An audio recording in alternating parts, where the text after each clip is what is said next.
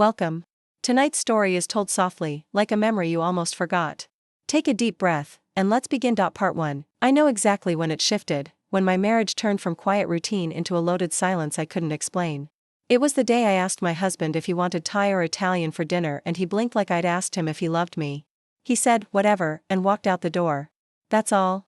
But something in his tone felt like the end of a sentence I hadn't realized was being written. I didn't panic. I'm not the panicking type. I'm the type who watches, memorizes patterns, runs the numbers in her head before speaking. And I'd been noticing those numbers shifting lately. Receipts from lunch places he didn't mention. A cologne scent on his shirts that wasn't mine. A second phone bill charged to his name. And then, last Tuesday, I found the email. Not even hidden. He left his laptop open in the kitchen while taking a shower. I walked past it, paused, looked, and there it was.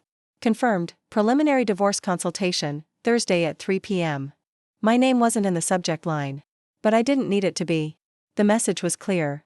My husband of 6 years was planning his exit like a corporate merger. Quiet, clean, efficient. He hadn't told me because he thought he didn't have to. Maybe he thought I'd fall apart. Maybe he thought I'd cling. Maybe he thought I'd be just another asset to liquidate on the way out. That's when I smiled. Not out of happiness, out of precision. Because I still had time. And I knew where the real assets were. I didn't sleep that night. I made tea. I opened every account we shared. I took screenshots. Logged passwords. Scanned documents. Called a lawyer. Not mine, his old one. The one who owed me a favor from before we were even married. By sunrise, I had a plan. I wouldn't confront him. That's what he'd expect. He'd expect yelling. Crying. Some dramatic scene where I asked what I'd done wrong. But I wasn't going to give him that. I was going to give him silence. Just like he gave me. And behind that silence, I'd be moving assets, accounts, titles. He didn't know I still had access to his old trust fund from when we first opened. Joint financials. He thought I forgot. I didn't. I also didn't forget the antique apartment he'd registered in both our names. Nor the business license he used my maiden name to obtain. He was sloppy. Confident. That would cost him. I waited 1 week. 7 days of pretending. Of kissing him goodnight like everything was fine. Of laughing at his jokes. Of checking off our shared calendar. All while I rerouted money through a holding account my cousin helped me open, created a paper trail of joint investments transferred, for tax purposes, and quietly removed my name from every liability while attaching it to every asset I knew he'd need later. On the 7th day, I packed 1 bag. Just enough to not look suspicious. He left that morning for the gym, or so he said. I watched from the window as his car pulled away. Then I called the notary. The transfer went through at 9:41 a.m. The sale of the apartment was finalized by noon. By the time he returned at 2 p.m., sweating and casual, I was sitting at the kitchen island sipping green tea. "Hey," he said, tossing his gym bag down. "Everything okay?" I smiled. "Perfect," I said. And it was. Because by that afternoon, my husband no longer owned the home he stood in, nor the company he built with my name on the paperwork. He didn't know yet. But I'd left nothing to chance. And by the time he figured it out, I'd be somewhere. Warm, watching his lawyer's face drop when he realized I'd already won. He didn't notice anything that evening. Not the way I'd double-checked the safe behind the mirror. Not the way my phone kept buzzing from encrypted updates. He sat across from me eating leftover risotto like we hadn't just crossed a line we could never uncross. That was the brilliance of it. I didn't change a thing, not my tone, not my routine, not even my perfume. I let him live in the illusion a little longer, the same illusion he was trying to trap me in. That night, as he snored softly beside me, I stared at the ceiling and thought about the moment he'd realize what I'd done. Would it be the bank app? The deed confirmation? The business name stripped from his email signature? I hoped it would. Hit all at once. The next morning, I set up a meeting with the accountant I trusted, one he didn't know about. I needed everything clean. Legal. Documented. I wasn't here to hurt him. I was here to make sure he didn't hurt me first. The week passed like a performance, one I knew better than he ever imagined. Smiling at brunch with his parents. Laughing during his best friend's dumb story at the bar. Kissing him goodbye. At the door before he left for his supposed meetings. Meanwhile, I quietly removed myself from every vulnerability. I shut down the old accounts we'd barely used but were still in my name. I rerouted the equity options from the side company. He thought I'd forgotten. And I hired a private investigator, not for dirt, but for clarity. I wanted to be sure. And what she brought me 3 days later was more than confirmation. There wasn't just one woman. There were 2. And one of them had been helping him draw up financial separation strategies for when the time came. The PI handed me a photo of them together, my husband and this woman, standing in front of a luxury real estate office, holding hands. I didn't flinch. Just added it to the folder. Because that's what it had become now, a folder. Not a marriage. Not a life. Just a series of files, statements, and receipts detailing exactly who I'd been married to for the last 6 years. The worst part? I wasn't even shocked. Somewhere deep down, I think I'd always known. I think part of me had been preparing for this from the very beginning. I never wanted to believe it, but I also never let myself forget who he could be if pushed. And clearly, he'd been pushing himself in secret for months. That's when I stopped protecting him. Up until then, every move I made had been about protecting myself without causing too much harm. But now? Now I wanted accuracy, legal clarity, and a trail that pointed directly to him. So I met with his business partner. I didn't go in angry, I went in informed. Calm. I asked simple questions, ones I already knew the answers to. Do you know if he's been using company funds for personal housing projects? Has he mentioned why my name was removed from the consulting contract I wrote? His partner's face changed by the third question. And I knew I'd planted exactly the right seed. Because now it wasn't just a woman scorned, it was a co-owner with questions. The kind of questions that make people look twice. That night, I cooked dinner. Lasagna, his favorite. He poured the wine. We toasted to quiet weeks and being on the same team. And as he spoke, I memorized every lie he told without blinking. He thought he had time. He didn't realize his clock had already run out. ChatGPT Skazel. He still didn't suspect anything, and that was the part that made me feel the most distant from him, not the betrayal, not the affairs, not even the secret planning behind my back, but the fact that he thought I was too blind, too trusting, too soft to ever move without warning. He had underestimated me so thoroughly that it almost insulted me more than the cheating itself. That final Sunday, we went to lunch with his sister. He was charming, affectionate, even held my hand across the table like we were still a team. And I let him. I smiled, nodded, laughed when I was supposed to. Because by then, I had already submitted the final set of documents through my lawyer. The equity transfers. The sale agreement. The re-registration of the consultancy under my full name. Everything was finalized except for one last signature, and I didn't need his for it. That evening, as he took a shower, I sat on the bed scrolling through the photos in my phone. Not of us, of receipts, filings, notarized forms. I wasn't looking at memories. I was looking at my exit. He stepped out of the bathroom wrapped in a towel, and for a second, he paused like he wanted to say something. Maybe he felt it then. That shift. That small, quiet gap between us that used to be filled with my trust. But he didn't say a word. Just walked into the closet, like everything was normal. The next morning, I woke up before him. I showered. Dressed in jeans and a soft top, the kind I always wore when I wanted to disappear into the day. I made coffee. Poured his too. Left it by his side of the bed. Then I left the house, walked 2 blocks, and got into the waiting car. My lawyer sat beside me. "It's done," she said. I didn't speak. I didn't need to. We drove to the office, signed the final closing statement, and I handed over the last key. That afternoon, he called me. 3 missed calls. Then 5. Then 10. I waited. Let them pile up like a paper trail of his confusion.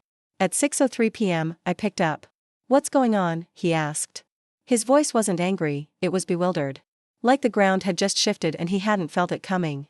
I said only this: "You should check your email. And maybe call your lawyer." Then I hung up. Turned my phone off. Walked into the hotel suite I'd reserved 2 weeks ago under my maiden name. Sat on the balcony with a glass of wine. And I exhaled, not relief, not joy, but the kind of exhale that comes after 6 years of being underestimated. I didn't burn anything down. I didn't scream. I didn't run. I planned, I moved, I struck. And he never saw me coming. She didn't yell. Didn't cry. She just moved, silently, smartly, and 1 step ahead. But what happens when he realizes everything he thought he controlled is already gone? Part 2 is where things start to unravel, and not just for him. Stay with us. Part 2, he finally checked the papers. The voicemail he left that night was 12 seconds long. Just my name, once, followed by silence, then a sharp exhale and a click. I didn't replay it. I didn't need to. By then, my lawyer had already received his attorney's frantic request for a meeting. I wasn't surprised. They always go quiet right before the panic. What I didn't expect was what he'd do next. 2 days later, he showed up at my mother's place. Not at the front door, he waited in the driveway like a teenager who knew he'd done something wrong. My mom called me, her voice low and annoyed. He's out there, leaning on the hood of his car like he's in a movie. I told her not to open the door. She didn't. She watched from the window as he stood there, arms crossed, pacing, waiting for something that wasn't coming. He stayed 42 minutes. Then drove away. The next morning, he sent flowers to my office, 12 red roses with a card that read, "Can we talk?" I didn't bring them home. I left them in the hallway vase outside the elevator, where every intern and assistant could watch them wilt. By the hour. The real twist came 4 days later. My cousin, the one who helped me shift the holding account, texted me a link. This him? I clicked it. It was a listing. Public. A luxury property in his name, now suddenly marked, price. Dropped, motivated seller. The caption read, owner relocating unexpectedly. I actually laughed. Not because I wanted to, but because the irony was too perfect. The man who once whispered about investments and long-term returns was now bleeding assets trying to keep up. And the best part? He still hadn't realized I wasn't done. Because while he panicked about money and image, I was busy auditing his silence. That business partner I spoke to? He called me back. Asked if I wanted to see the numbers for myself. Not just the ones I had access to, but the ones my husband kept off the books. You didn't hear this from me, he said, but I think you deserve to know. That's when I found it. The second company. A side project built entirely off our shared contacts, pitched with my words but registered under his new flame's name. She wasn't just a mistress, she was a co-conspirator. I stared at the registration form and felt something cold rise in my chest. They weren't planning a divorce. They were planning a transfer. My place, my business presence, my stake in everything we built, it was supposed to slide quietly from me to her, without anyone blinking. That's when my strategy changed. It wasn't about clean exits anymore. It was about exposure. Precision. Consequences. I booked a lunch meeting with a client he'd been trying to close for months. Not to sabotage it, but to shift the narrative. He's a great speaker, I said, but I did the groundwork. Just thought you should know who really built that pipeline. I didn't name names. I didn't have to. The documents spoke louder. By the end of lunch, the client had asked for my email. Said he might reconsider the direction. By the time I got back to my hotel suite, my ex-husband's new company had one fewer investor, and a fresh rumor circulating through the network. Not from me, but from the people who knew better. The next move had to be subtle but effective, something that would ripple through the same network he'd tried to build without me. I wasn't out to humiliate him publicly, I was out to expose the truth where it mattered. So I reached out to the board member he never quite managed to charm, the one who always asked for numbers over promises. I sent him a polite email, thought you might want context before you finalize anything. Let me know if you'd like documentation. 5 minutes later, he replied with a calendar link. That's how easy it was. Not because I was being petty, but because I was being factual. And facts don't need to shout. While he was still spinning damage control over the unexpected relocation, I was reviewing timelines, every transfer, every email, every registration stamp. Because I knew what was coming next. When men like him lose control of the money, they pivot to control the narrative. And he did.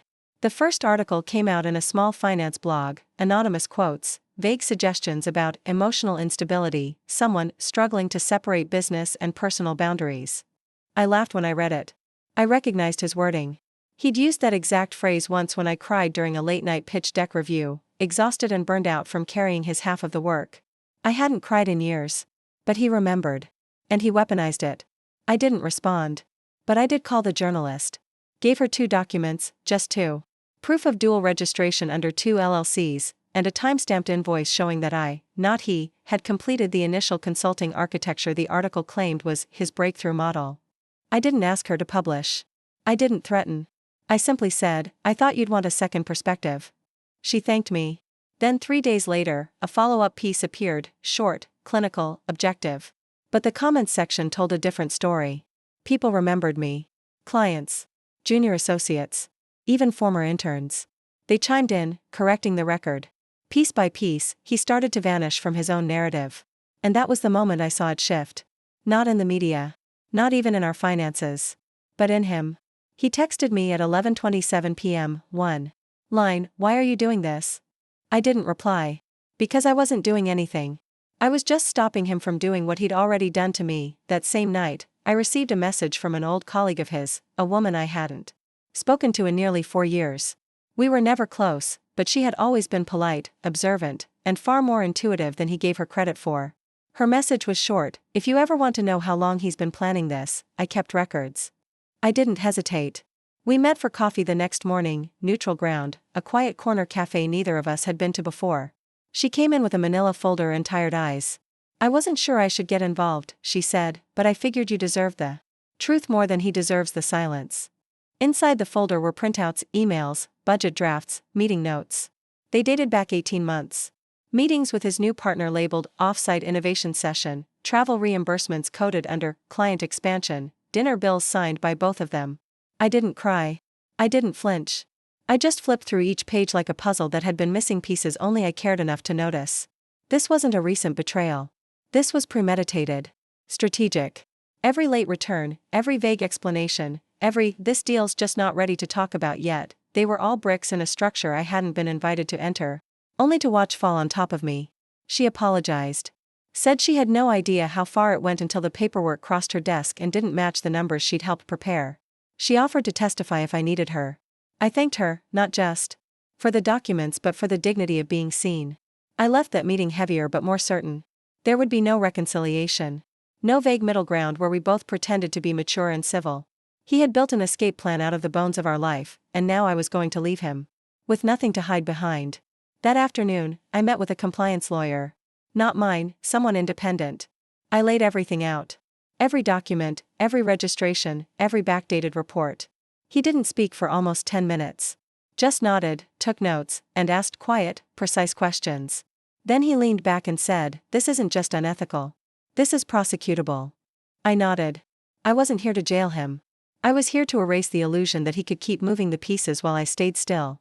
By that weekend, a full audit had been triggered for both his companies. He didn't know it was me. Not yet. But he would. And I hoped he took a long look at the same spreadsheets he used to build his little empire and wondered when, exactly, the numbers stopped being in his favor. It didn't take long after the audit notices went out. By Wednesday, 2 investors pulled their funding, quietly, no statements, just clean exits masked as strategic shifts. I watched the panic unfold from a distance, like someone observing a building they once lived in being slowly stripped brick by brick. He sent a message that night. Not to accuse, not even to plead, just a one-line email: "You win." I stared at it, not with triumph, but with the kind of stillness that comes after a storm you predicted long ago. This wasn't about winning. It was about survival. It was about reclaiming the time he stole, the credit he pocketed, the future he thought he could build while erasing mine. I didn't reply. But I did call the bank the next morning and closed the final joint account. The last string gone. That same day, I received a letter. Hand-delivered, no return address. Inside, a folded sheet of heavy stock paper with his handwriting, messier than usual. "I was going to tell you. I just needed more time. I didn't mean to hurt you. I just didn't know how to be honest." I read it once. Then again. Not because I was moved, but because I was stunned he still believed this was about not knowing how. He knew exactly how. He just never imagined he'd have to. That night, I had dinner with 2 clients who used to be his. Not because I stole them, because they followed the work. They didn't want drama. They wanted stability. Results. Leadership. I gave them all 3. As we toasted the upcoming contract, I realized something. I hadn't thought about him once during the meeting. Not as a threat. Not as a shadow. Just nothing. And that was the real closure. Not revenge. Not public fallout. But the silence. That comes when you've finally cleared someone out of every room they once haunted. I paid the check myself. Walked home through the city lights. And for the first time in months, I didn't check over my shoulder. I didn't brace for impact. I just walked. Because it was over. For him, it was just beginning. But for me, this chapter was done. She wasn't chasing revenge. She was building something stronger: truth, control, and clarity. But just when it seemed like she'd closed the final door, a new one is about to open, and it won't be hers. Don't miss part 3. Part 3, the final move. It started with a package. No note, no sender, just a padded envelope waiting at the front desk of the boutique office I now ran. Inside, a flash drive and a folded receipt. The receipt was dated 4 months before he filed anything against me. The purchase? A first-class ticket to Spain. 2 seats. His name. Hers. I didn't need to open the drive to know what was on it. But I did. Because closure doesn't come from pretending things didn't happen, it comes from knowing you were never crazy for suspecting they did. The files were scans, invoices, signed letters, hotel bookings. All in his handwriting. all predating every conversation we ever had about working through it. I stared at the screen, then closed the laptop. Not out of anger, out of something colder. A final confirmation that this man didn't just try to leave me, he tried to erase me before I could notice. And yet here I was, standing taller than ever. That night, I went out with my team. We didn't celebrate a win. We just laughed. Ate too much. Sat at a table filled with people who respected the work and never once called me emotional for giving a damn. And as the bill came, my assistant nudged my arm. You see the news? I hadn't. She turned her phone toward me. There it was, a headline, small but sharp: emerging startup loses funding after alleged misconduct by founder. No names. But the logo in the background was unmistakable. His logo. His last card. Folded. That's when I knew this was it. The real ending. Not with yelling, not with revenge fantasies, but with silence.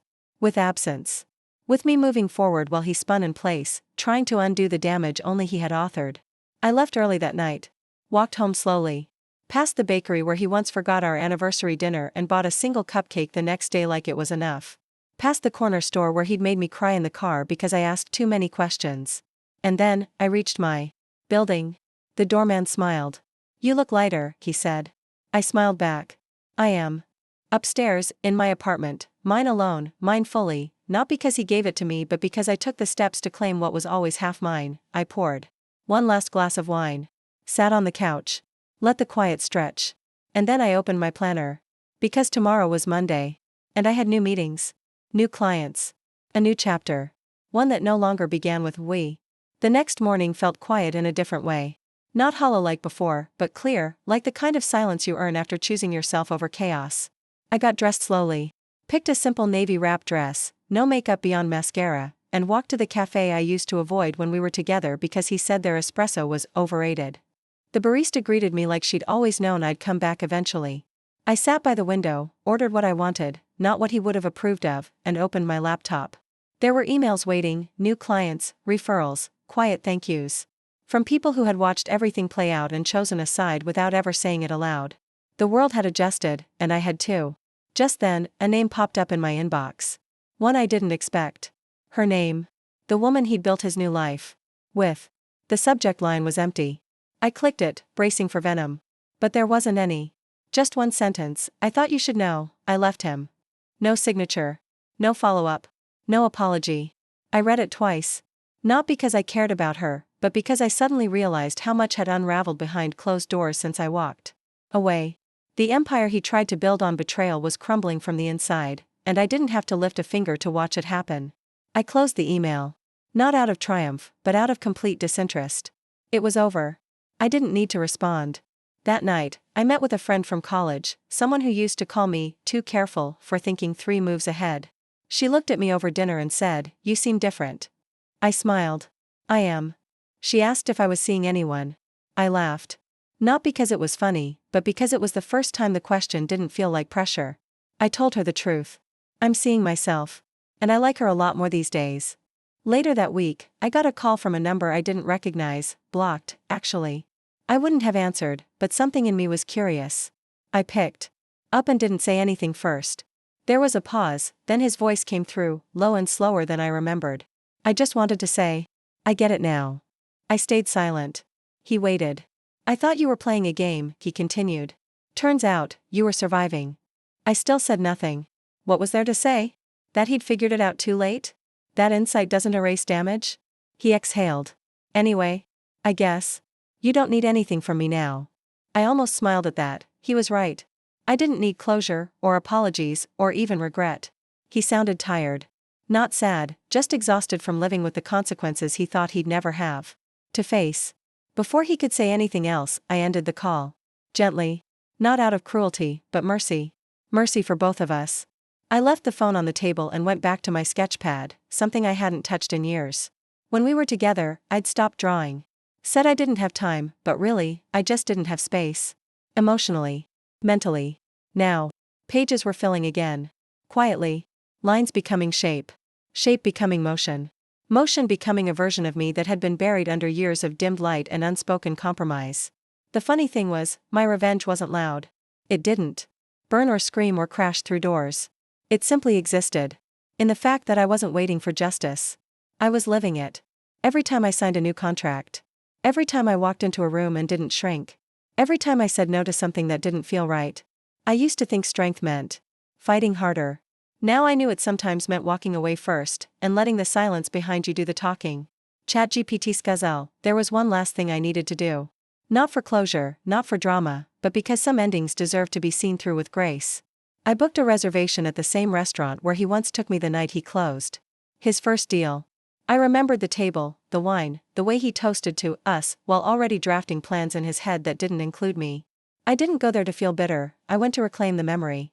This time, I walked in alone. I wore a black wrap dress and gold earrings. I ordered what I wanted, didn't wait for anyone, didn't pretend I needed company to feel complete. I sat by the window and watched the lights shift across the street, and I realized something I hadn't felt in years. I wasn't waiting anymore.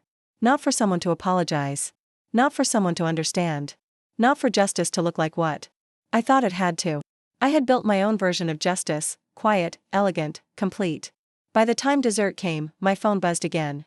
I almost didn't check it. But something in me wanted to see. It was a forwarded email, from one of the advisory boards we'd once tried to get onto together. It read, "Thank you for the recommendation. We've decided to bring her in directly." Just like that, I was invited in where he'd always tried to block the door. Not through manipulation. Not through pressure. But because my work finally spoke louder than his reputation. I left the restaurant with no fanfare. Walked home through the same streets that once made me feel like I was walking behind someone else's success story. Not anymore. Now they felt like mine. Every decision I'd made had led to this, every late-night email, every signature, every quiet step backward. That turned into a leap forward. And no one saw it happening because they weren't looking for the woman who smiles while working, who takes notes in silence, who walks away when others yell. I got home. Set down my clutch. Pulled off the earrings. Sat at the edge of my bed. And let the weight of the last year settle across my shoulders like a shawl I was finally ready to take off. The grief, the betrayal, the loss, it didn't disappear. But it no longer held me hostage. It just lived quietly in the background. Now, like a story I used to tell myself. And I had better ones to write. As I poured a final glass of wine and looked around my apartment, mine, fully mine, I didn't feel triumphant. I felt aligned. Balanced. Whole. I didn't get revenge by destroying him. I got it by refusing to be destroyed. By rebuilding everything he tried to dismantle. Stronger. Smarter. On my terms. The next morning, I opened my planner. My new week was full. Not with stress or cleanup or regret, but with things that made me feel alive. Design briefs. Client calls. A solo weekend getaway I'd finally booked. No noise. No games. Just me. Sienna Blake. 31. Free. And for the first time, I wasn't healing from something. I was simply living. She didn't break things to feel powerful. She rebuilt herself in silence, and walked away whole. In the end, it wasn't about revenge. It was about choosing herself every step of the way, until she didn't need to look back. Thank you for watching her story unfold, and remember, the quietest wins are often the most complete.